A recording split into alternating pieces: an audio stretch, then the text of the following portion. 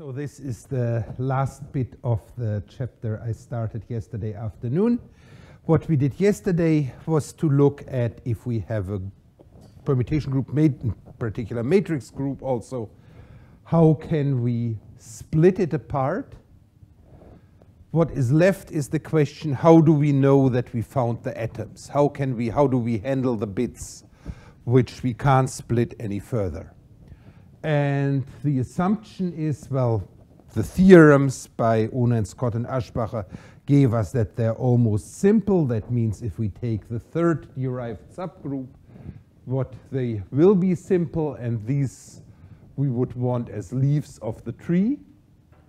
Now, the assumption here is that we know the finite simple groups. So this is a very non-trivial theoretical result which we are putting in. And the goal is basically to find an isomorphism from this group which we have to that simple group in its natural or nicest possible way. Sometimes this is called the golden copy. So that would be just say simple group is SP64. We would want 6 by 6 matrices over the field with 4 elements, and preserving a form in the way how the group would be in the textbook.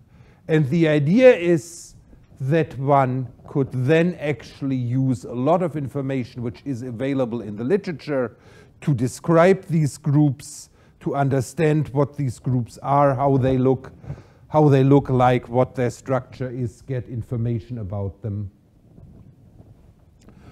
Yeah, so that's the goal here. The tool for this is called constructive recognition.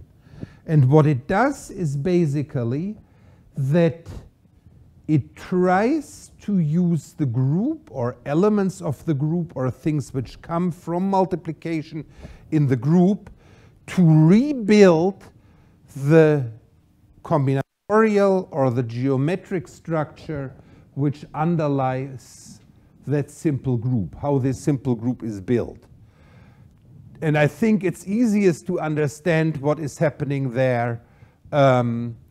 Say if we take an example, if we take the alternating group AN, we know we have 3 cycles in there.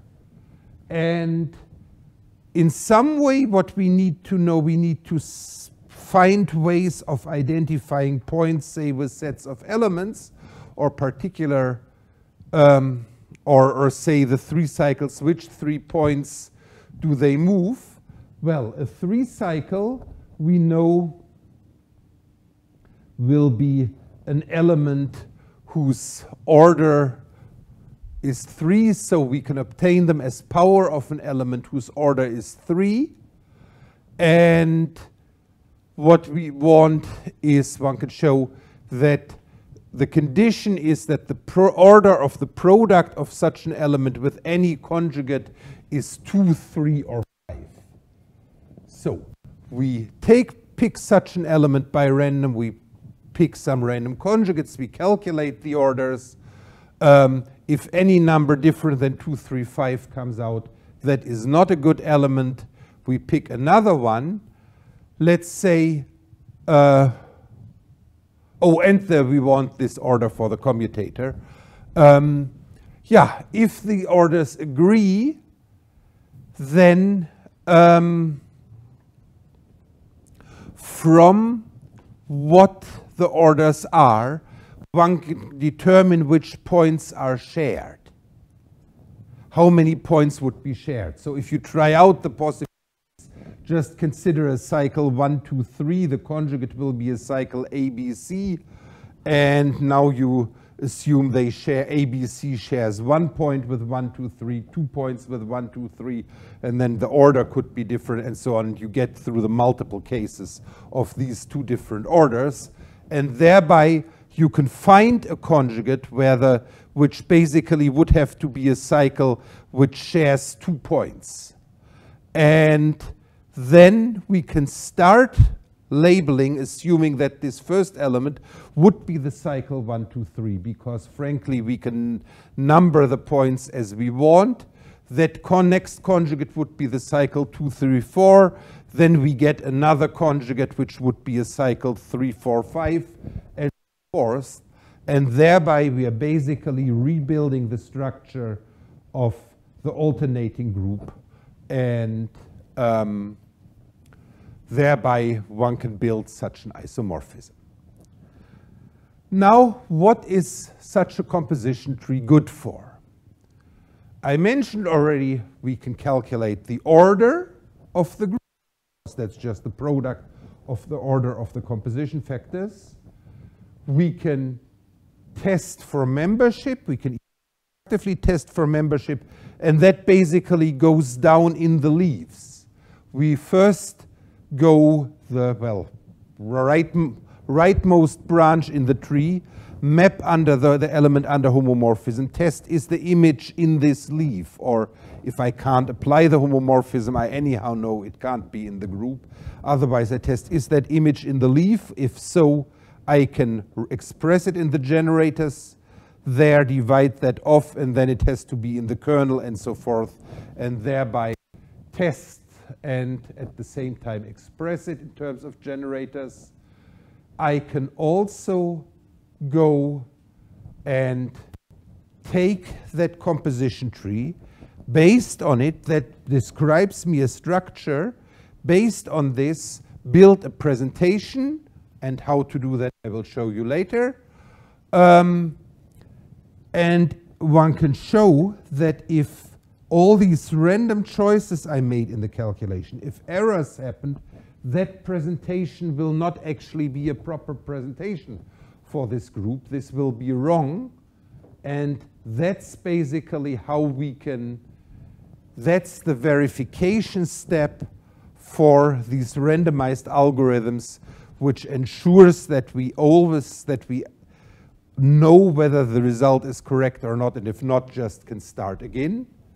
And there is a set of tools which goes under the name Solvable Radical, which basically are tools for higher level calculations.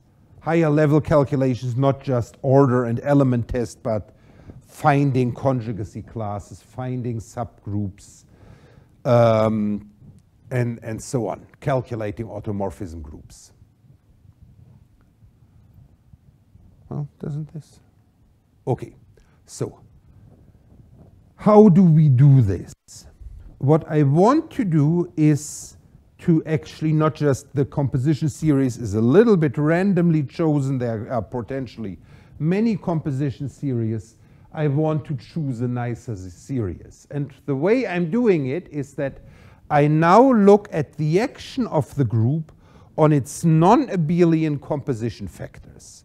So these are certain leaves of the tree. I look at the ones which are non-abelian simple, and I look at the conjugation action. Well, what do I mean by this conjugation action?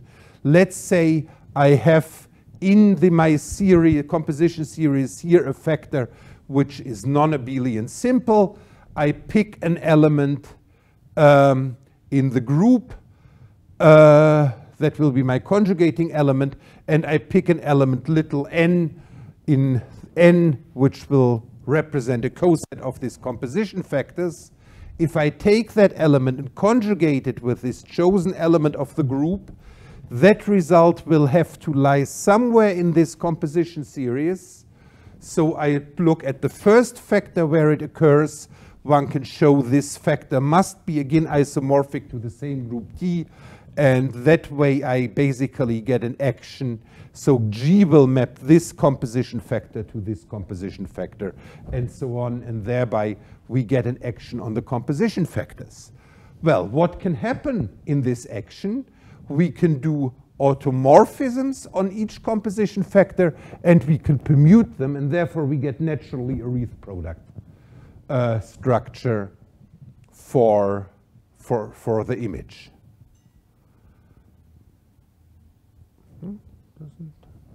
Doesn't want to go. So let's do that. Such Reith products we can nicely represent as permutation groups or matrix groups in moderate storage size. Basically, it's just the storage size of the automorphism group of T n times. We can look at composition factors of different kinds and combine these homomorphisms together, and so we get a homomorphism I call rho, which will go into a direct products of groups of this kind. Okay, so that I have this homomorphism, and there are some theorems behind here which I didn't prove you that this all works together nicely. The kernel of this homomorphism, I claim, is the largest solvable normal subgroup of the group G, and this subgroup is called the solvable radical. Why is it the largest solvable normal subgroup?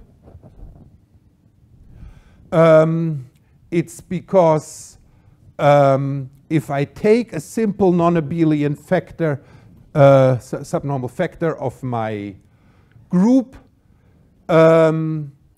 this group A will act by conjugation non-trivially on T alone, because A modulo B is non-abelian.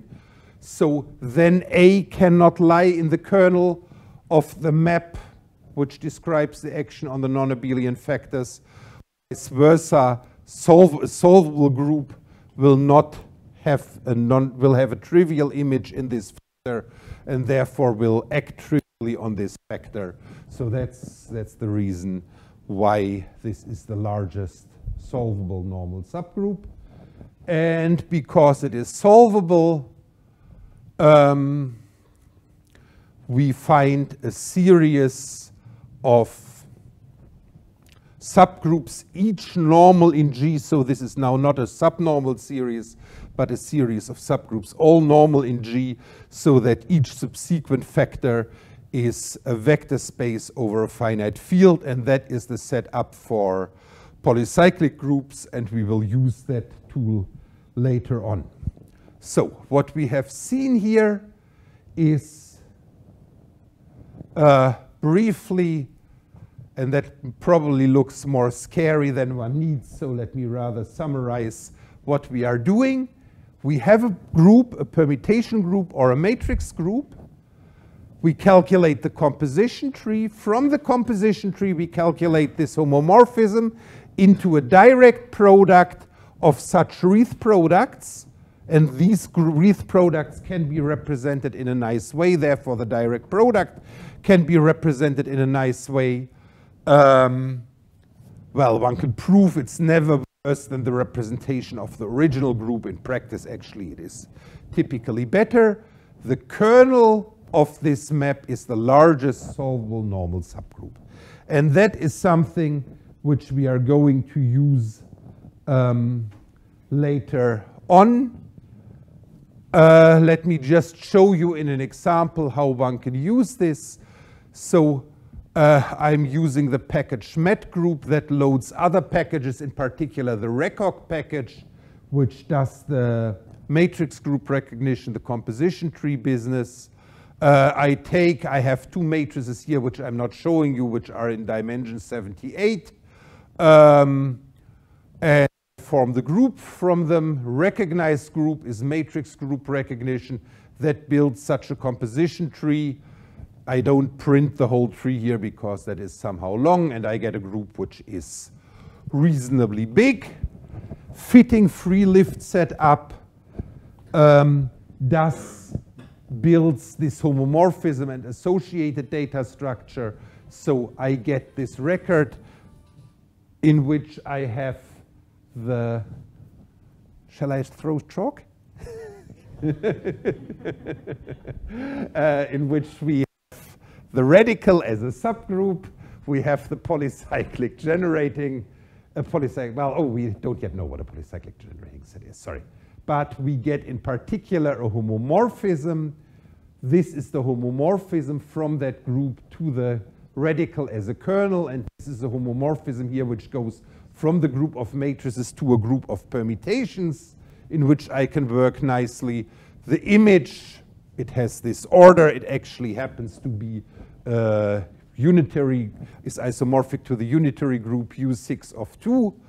And the kernel actually, well, I'm looking at, this would be also the radical. I look just as its image in an isomorphic representation because that works nicer. And I get that this radical actually, it's not abelian, but it has a very large abelian factor. It's 2 to the 21. So it has a abelian factor 2 to the 20. And now I could, for example, use an algorithm for conjugacy classes and run it on this matrix group. So that's the basic tools. This data structure really is the basic tool for these kinds of calculations in matrix groups. Okay, so that's basically the bit I didn't get to last time. So now, oh yeah, why is the name fitting free lift set up? Because this method has gone sometimes under the name solvable radical, sometimes under the name trivial fitting, and it means the same. And yeah, there the naming is unfortunately not very consistent. So yeah, now I want to look at, come to the third chapter. That's the chapter about finitely presented groups. What algorithms exist there? If we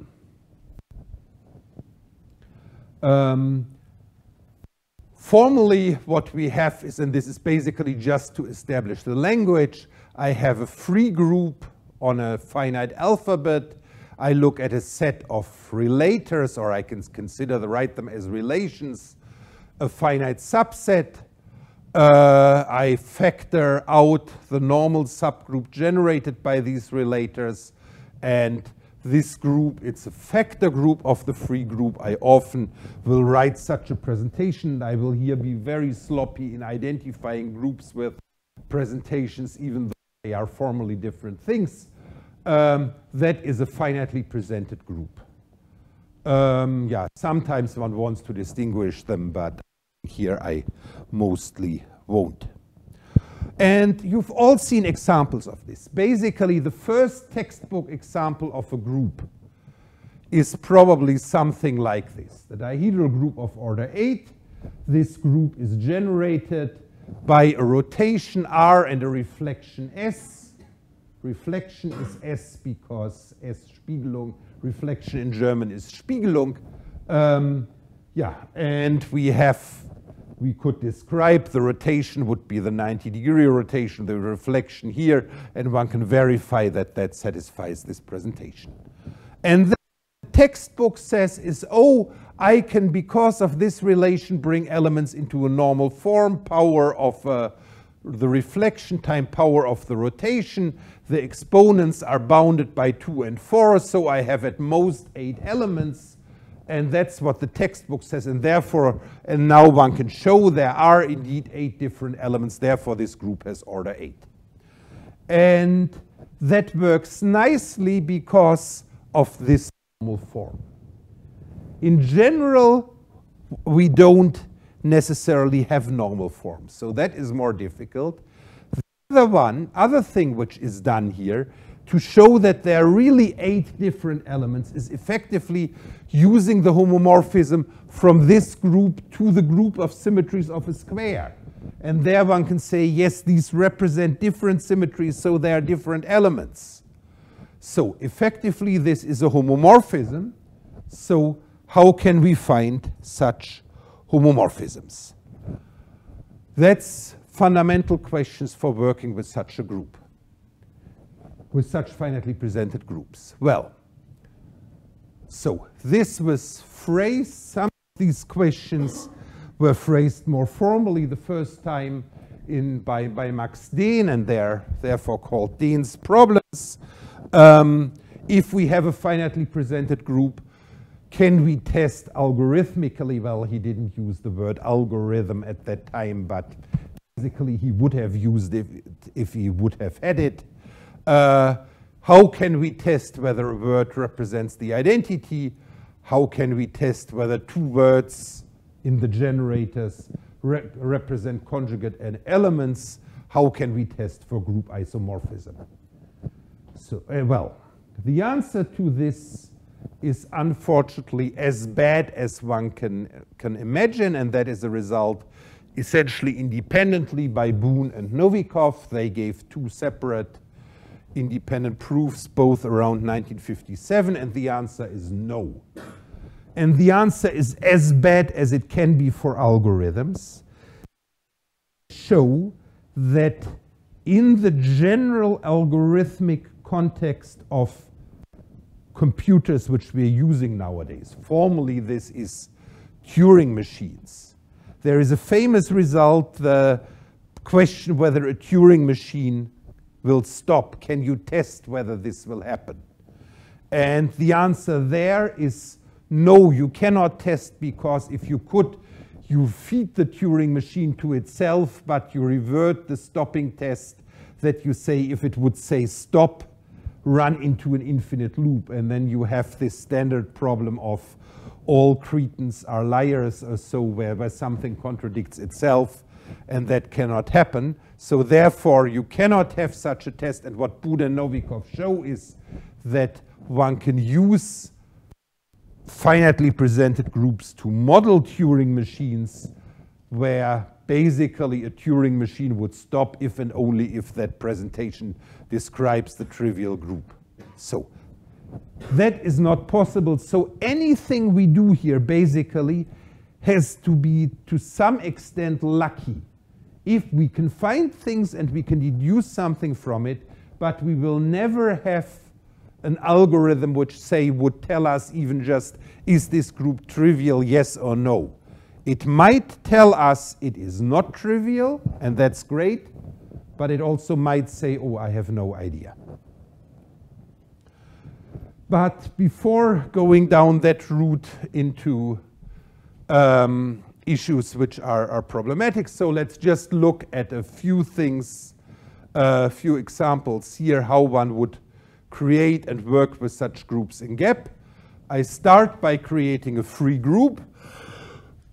So for that, I need some symbols, which are the generators of the free group. I call them, you can call them whatever you want. You could even call them the same if you really want to confuse yourself. So we have this free group. We form relators. There is a function parse relators, which is quite convenient for typing down a presentation in a compact form where you don't even need to write down products, because that's something you could often even copy and paste from an article. So we have these three relators. We form free group modulo relators. That will be the finitely presented group. And there is one, if you now want these generators in variables A and B, just so that you can type A, there is this function assign generator variables, which will just assign each of these generators to the variable with a name, how the generator is called. And the only thing to be aware of or careful with is F and G are different groups, even though their elements are printed the same way. A is not an element, at this point, A is an element of G. It is not an element of F. The first generator of F is also called A. If you just look at them, you don't see the difference. But they are different elements. Okay. So,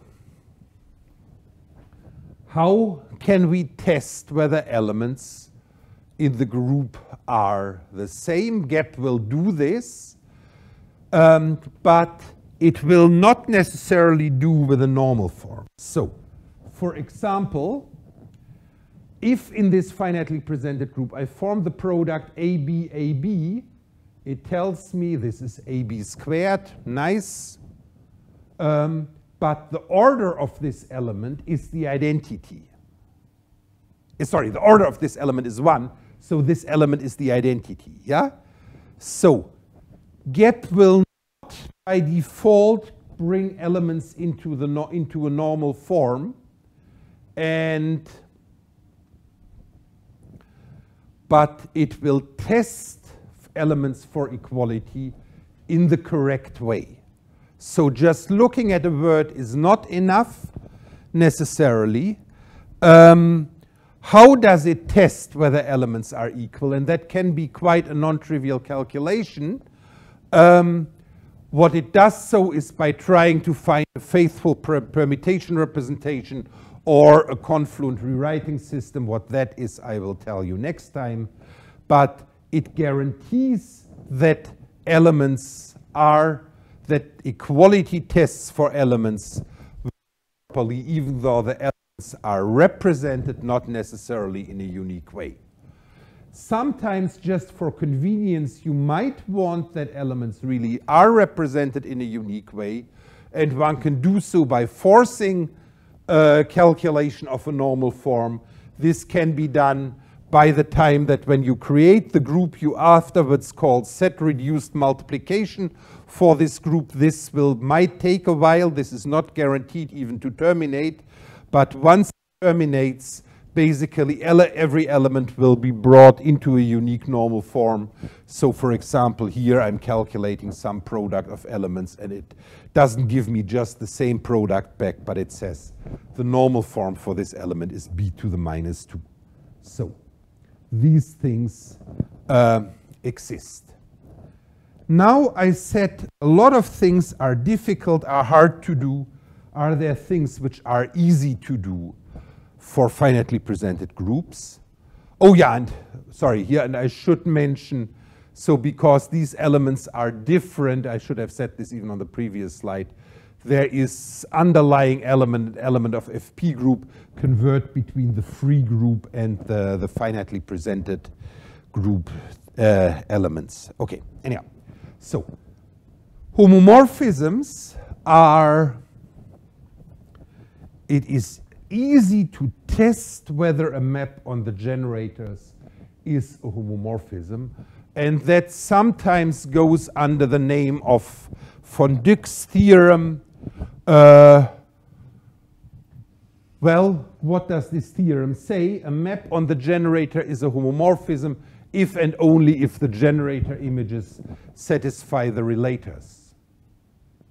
In some way that is, well, this is just a generalization of the fact that on a free group, any map on the generators extends to a homomorphism.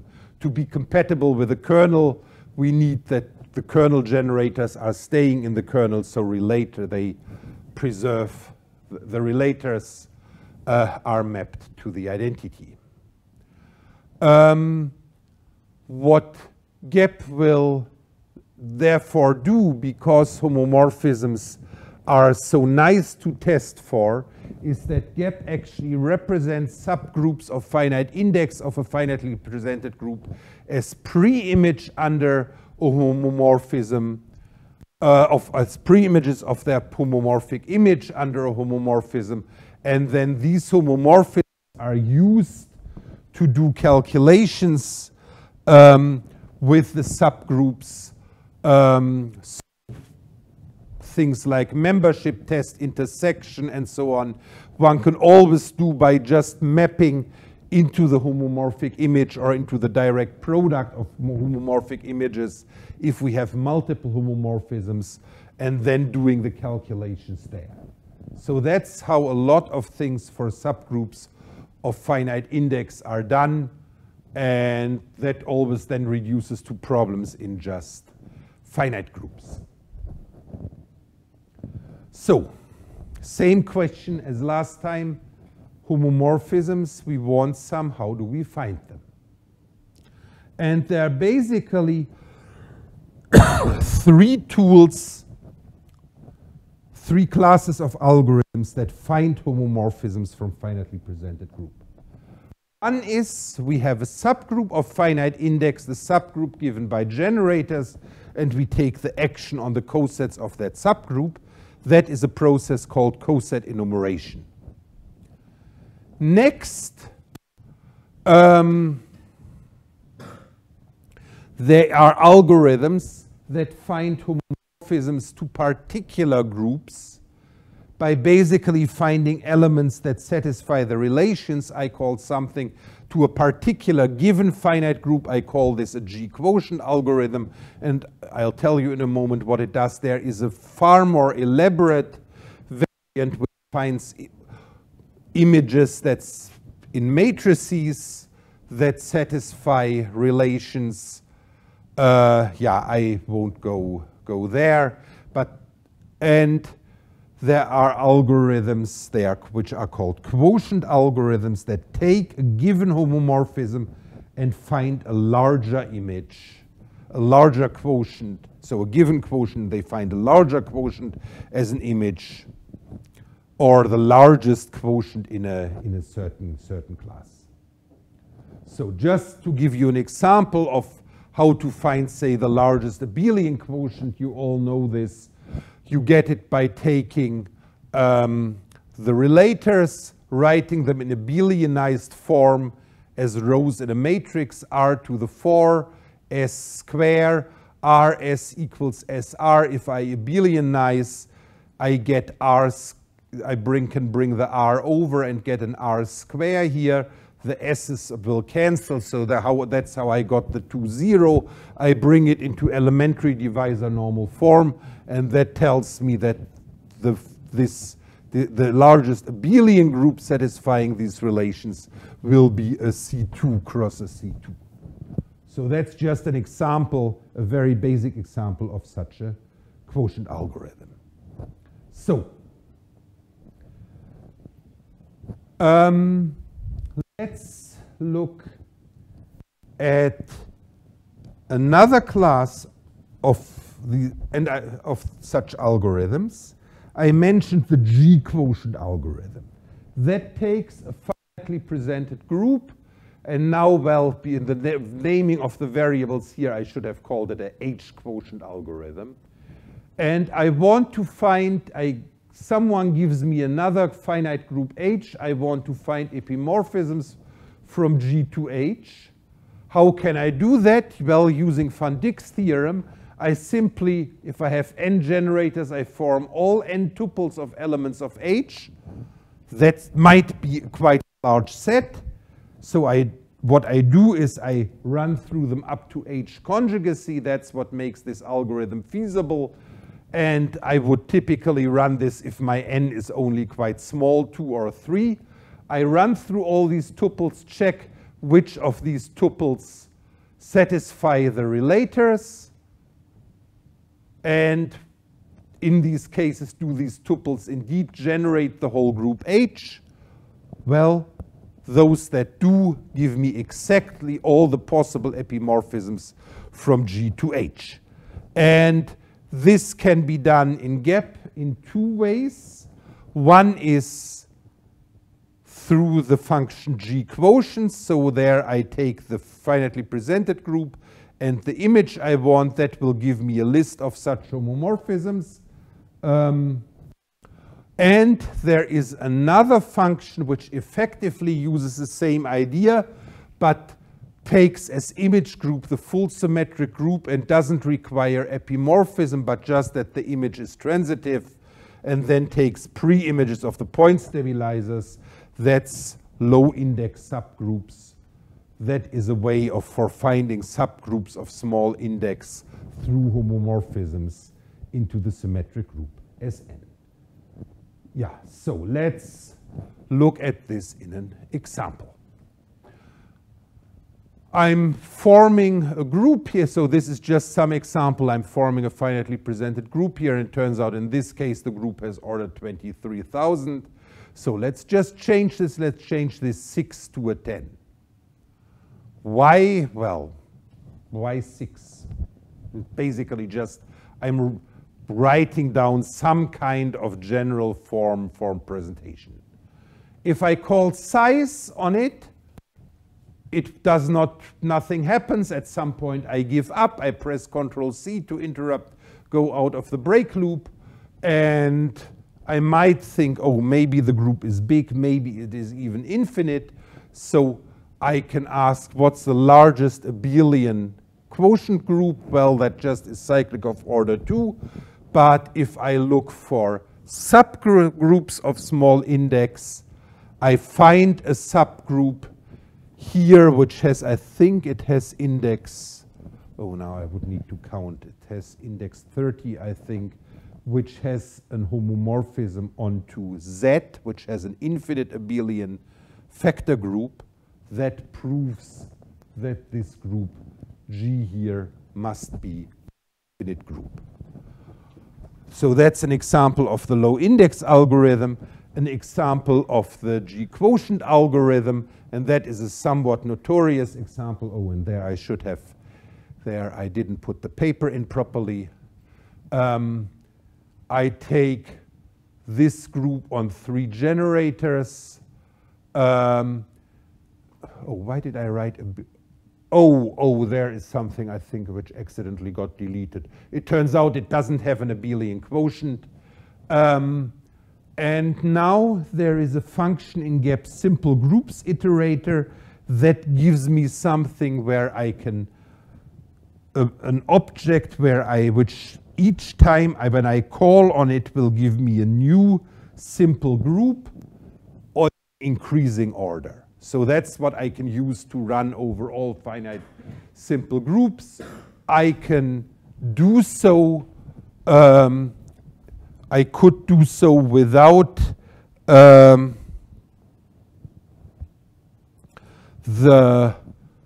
are a lot of them are PSL2s. There is an option to avoid running through the PSL2s, and I could give a starting order just in case someone wants to use this.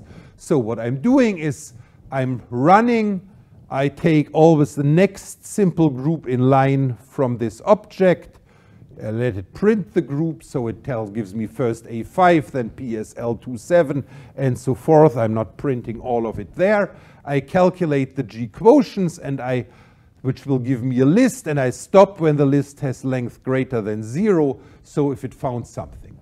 And when I'm running through, it runs for a while, and then if my potential image is the first Yanko group that has order 175,560, it stops, so it found an epimorphism from this group onto J1. I can look at the kernel, in the index of the kernel indeed is this. I start the algorithm again, and it stops at PSL2 113. That's another quotient. They're both simple groups, so I know that the direct product J1 cross PSL2 113 is a quotient. Well, and at that point, and that's what makes this a slightly notorious example, this is known about this group. It is not known whether this group is isomorphic to the direct product or whether it is in any way larger. There is a long-going conjecture by Higman that this group actually should be infinite. But basically to the best of my knowledge, all algorithms fail in getting further than these 2 quotients. But those it found. Okay, where are we with time? I might skip over this, or well, let me briefly, maybe not skip over it indeed, just skip over the details. So, coset enumeration, and this is sometimes called the Tot Coxsetter, well, it's a process because of the impossibility results of Boone and Novikov. It's sometimes called the Tot Coxsetter method because it's due to Tot and Coxsetter. What this does is it takes a finitely presented group and a finitely generated subgroup, and it tries to determine the permutation action of the group on the cosets of the subgroups. So if we would take the trivial subgroup, one could actually use it to determine the order. It's a method which is guaranteed to terminate if the index is finite, but we can't bound the runtime. And what makes it particularly prominent that this is basically the first algorithm in computational group theory 1936. At that time, people didn't have computers. They actually did it by hand. If the index is infinite, it will never terminate. And often the problem is that it runs and one just doesn't know, has it run enough, or will it stop if I just wait a little bit longer, or is it hopeless? Yeah, let me skip how it works through something called a coset table. But just mention, yeah, so what this coset enumeration does is, for us, it translates a finite index subgroup given by generators to a homomorphism. Namely, the homomorphism is action on the cosets. In this context, it's also worth to mention Rydemeister's theorem. That is a theorem which says that if we have such a situation, so we have a subgroup of finite index, then we can calculate Schreier generators. Through the homomorphism, we can also get representatives for the cosets. And if we take a coset representative, a relator of the group, and we divide off the coset representative, that needs to lie in the subgroup. Yeah? Because it will be the identity in the finitely presented group. I'm conjugating the relator is the identity in the finitely presented group. I conjugate it with the same element. It stays the identity. So that product must lie in the subgroup. And therefore, I can write it. It is possible to write it as a product of generators of the group. And Rydemeister describes a process where he says, if we take this as generators, the rewriting process is already Schreier, but Rydemeister proves that if we do this systematically, we get a presentation for the subgroup in the Schreier generators. And there is a variant, modified Tot Coxsetter, which does this also for different generating sets, not just the Schreier generators. So what this does is it allows us to take a subgroup of a finitely presented group which has finite index and consider it as a finitely presented group in its own right.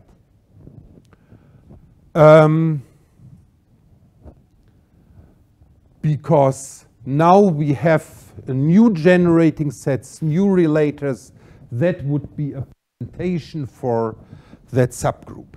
So oh yeah, so here I'm slightly sloppy, not distinguishing between free generators and elements. Yeah, let's ignore that. And I mentioned that this is rewriting into Schreier generators. So let me show you how this works in GAP. The most convenient way of using it is actually to not just to have the new group, but have a connection, so to have a homomorphism from a subgroup to a new an isomorphism from the subgroup to a new finitely presented group. And that can be done through isomorphism FP group, respectively, isomorphism FP group by generators. What is the difference? Here, GAP chooses the generating set on its own and typically finds a nicer presentation. Here, GAP guarantees that the generating set you gave is chosen. So I take, say, this finitely presented group. I take the subgroup generated by these two elements. It has index 6. And I call isomorphism FP group, and I get as image a new finitely presented group on two generators. You might wonder what on earth these bits here are. That is basically because it does, the elements basically would be the element A, this element A inverse B inverse A, that was this conjugate. Oh, no, sorry. It shows a slightly different generator than the one which was here. These would be the actual elements, but internally it stores them potentially just as products, and that is a somewhat convoluted way of an iterated product representation. So basically ignore these elements. You care about the image. It's two new generators, which it calls F1 and F2. And we can take that image, ask what are actually the relators of the image group. Well, these would be the relators in there. And we could also ask instead isomorphism FP group by generators for a particular generating set, and then we would get a presentation on these two generators, which G1 and G1 conjugate by G2, which were given specifically for the subgroup. Yeah, so that looks all nice. There is one thing which is slightly awkward, and that basically comes if you go back to Rydemeister's theorem and you look at what relators do we get. Well, first, the number of Schreier generators is big. That was already a problem yesterday. The number of relators here, we are taking every relator of the original group and every coset representative and form all of these rewritten relators. Yeah? That is a huge number. And if you do this naively, you get many generators, you get many relators.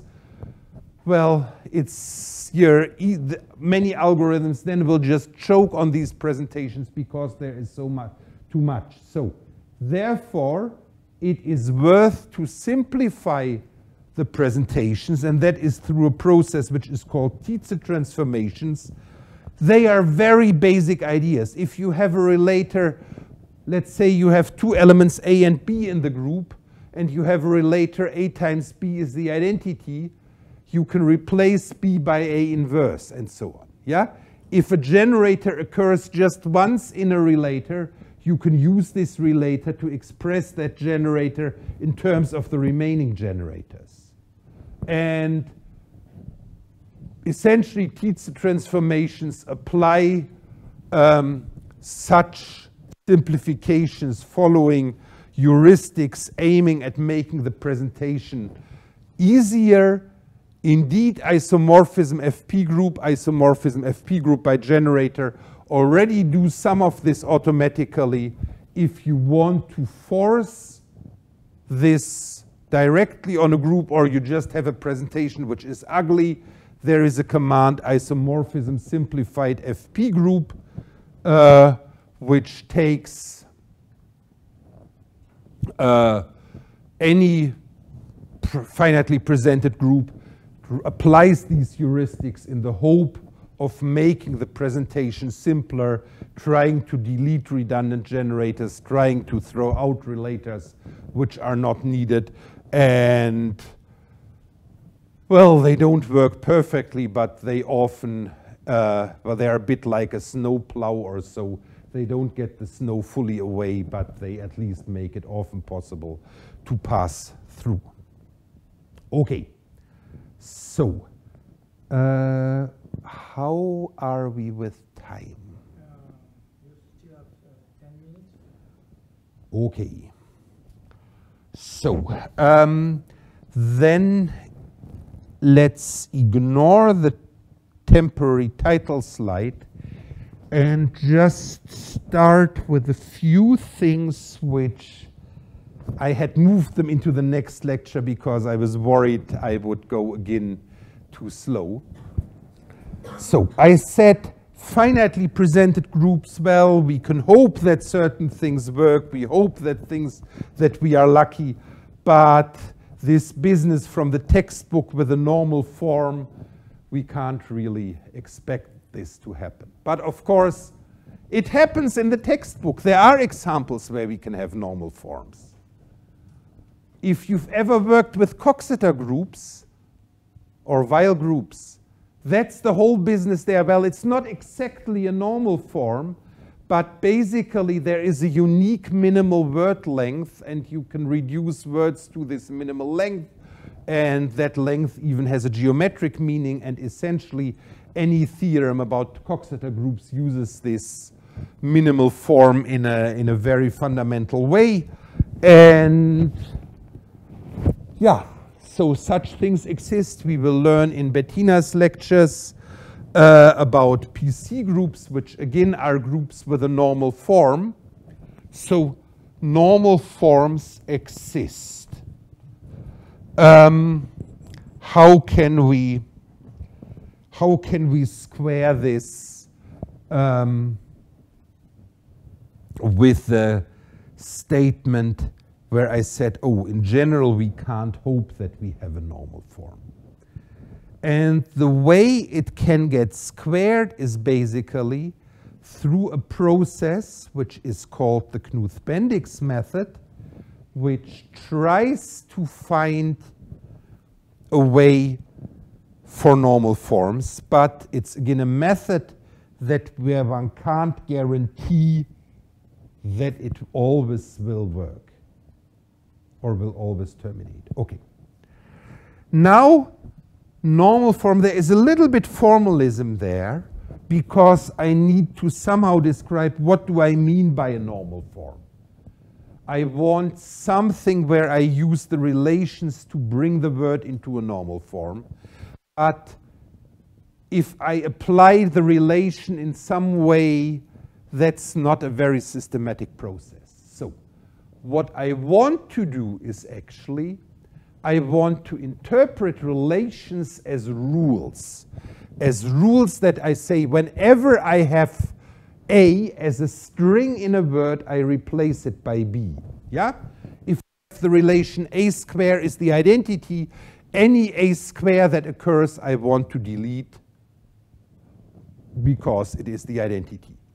If I have a relation ABA equals to, or AB equals ABA, I want to replace every occurrence of BAB by ABA. But I won't do it the other way around, because then my process would run into potentially into infinite loops. Yeah? So that, and I could interpret this relation ABA equals BAB in different ways. I could have interpreted as ABAB equals BA.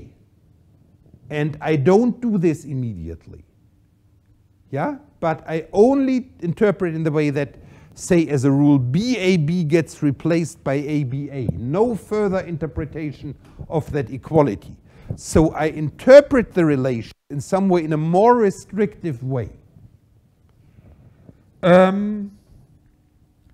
So if I do this, I can easily define a normal form, or something which well, at least some unique form for words. Namely, it just says apply such rules as long as you can. And what you get then, that's what I want to be in my normal form. Yeah? That is a very clear criterion. You just check in your word, does any of these left-hand sides of the rules occur? If yes, replace it. Go on, go on, go on. Well, what we want is that that this process terminates. So, to make this work, there is some formalism that we actually need to define a total ordering on words. We want that total ordering to be compatible with multiplication so that it somehow represents the algebraic structure. We want that these relations, that these rules always make smaller. That's why we use the ordering. And for termination, we demand that in this ordering there are no infinite descending chains. And if that is the case, this no infinite descending chains means we can't have further and further reduction where it gets smaller, because that would give us an infinite descending chain. Therefore, yeah, and with a product compatible, this means that even if I just replace part of a word, the result always will be smaller. So I can reduce further and further and further till I can't reduce any longer. With these conditions, this will happen after finitely many steps. That's what I would like to use as a normal form. Well, that is nice. Of course, there is an obvious question, is it any good? And if you just play around, it is very easy to come up with examples where all of this is satisfied, but where you will have two words which represent the same element, and they do not reduce to the same, where we have two elements which reduce to the same, which represent the same element, but they do not reduce to the same form. Even worse, I said we reduce as long as we want, as long as it goes, but I didn't give you any way. It might be that several rules apply. Which one do I apply first? Well, there might be even two rules for the same word, and if I apply one or I apply the other, I might get different results. So to avoid ambiguity there, I would require that further applying of rules in the end brings these two diverging paths together again. And if that is not the case, well, then clearly, if anything like this happens where I just can bring the same word with reductions into different forms, and these forms don't reduce further, so if I wouldn't have these bits here, well, then it can't be a normal form. Then it's useless. So, I have a candidate for a normal form, but I'm not really guaranteed that it is a normal form. And now there is a result which is due to Knuth and Bendix. That's why the approach building on it is called the Knuthbendix method. The proof is formally a little bit tricky because one needs to talk about different objects, words, and elements of an algebraic structure, and it actually formally lives in a monoid. But the proof isn't really hard. And that says the following. Well, if we only look at how can things go wrong, they can go wrong if the same word can reduce with two different rules. If these two different rules apply in two completely disjoint places, that doesn't really do harm. I change something here, then I change something there. If I do it the other way around, I have the same result. The only thing where stuff can go wrong is if they apply in an overlapping fashion. Yeah, because if I say, I have left-hand sides that overlap, and I apply the reduction here, that would change something here and means that rule doesn't apply necessarily any longer. Well, that rule doesn't apply any longer. Some other rule might apply, and vice versa. And the theorem says, and that is not, it's a nice thing, it's something which one would wish, but it is something one needs to prove, and I'm not going to give you the proof, unfortunately. If I look at all possible overlaps of left-hand sides of rules, I look at these overlaps, reduce them in the two different possible ways, by once reducing this, once reducing this. So I get two words. Take these two words and then both reduce them in whatever way, reducing them as long as possible till I get to something which can't be reduced any further. If in these cases I always end up with the same result, then I call this set of rules confluent, and then I can use it as a normal form. And that is, in fact, if you go back to this example of the dihedral group D8, that is, in fact, why it works. The relations aren't arbitrary relations, but they describe such a confluent rewriting system. So, a confluent rewriting system is a set of rules for reducing words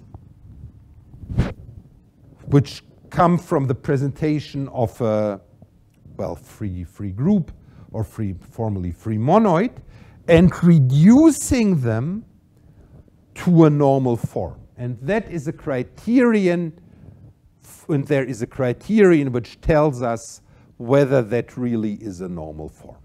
Okay. I didn't tell you, well, this is how we can test it. I didn't yet tell you how to find such a normal form or how to find such a set of rules.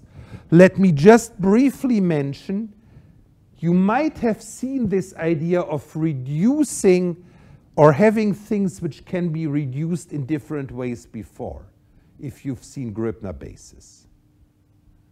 And on a certain formal level, this is something very similar to Gröbner bases. But I think by now I'm out of time, and so how to do this and how to test more about it, I think, not tomorrow, I think it's day after tomorrow. Yeah, thank you.